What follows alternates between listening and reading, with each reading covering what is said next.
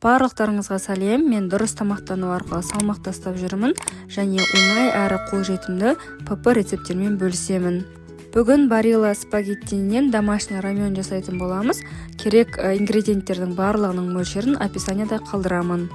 Тұмауратып, бір мазаңыз болмай тұрған кезде, ащы сорпа ішкіңіз келген кезде осындай рамен дайындасаңыз болады, өте дәмді болып шығады. Ең алдымен барлық көкөністерді өзіміздің ыңғайымызға қарай ұсақтап турап аламыз. Тез пісуі үшін етті де жұқалап, жіңішке қылып тураймыз. Барлық ингредиенттеріміз дайын. Енді сковородканы орташа отқа қойып қыздырамыз. Кішкене қызғаннан кейін ең алдымен етті саламыз, араластырып, бетін жауып қоямыз. Етіміз кішкене бұқтырылып, суы шығуы керек.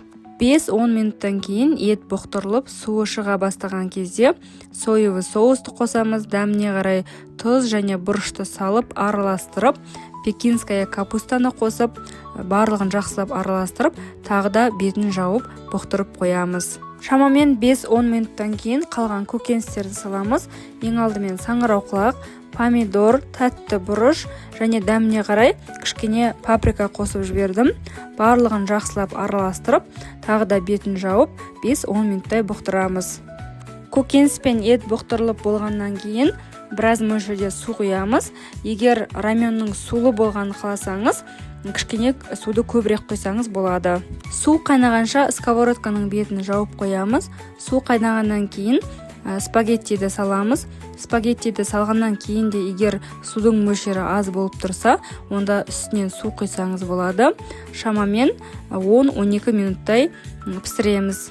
Лапшаны салғаннан кейін арасын ажыратуды ұмытпаңыз. Кішкене қайнағаннан кейін вилкамен осылай арасын ашып жіберіңіз. Біздің раменіміз дайын. Егер видеоны соңына дейін қараған болсаңыз және менің рецептім сізге ұнаса, лайк басып, комментарий жазып, каналға тіркелуді ұмытпаңыз. Мен дұрыс тамақтану арқылы салмақ тастап жүрмін және өзім дайындайтын әр түрлі қолжетімді оңай ПП рецептермен бөлісемін.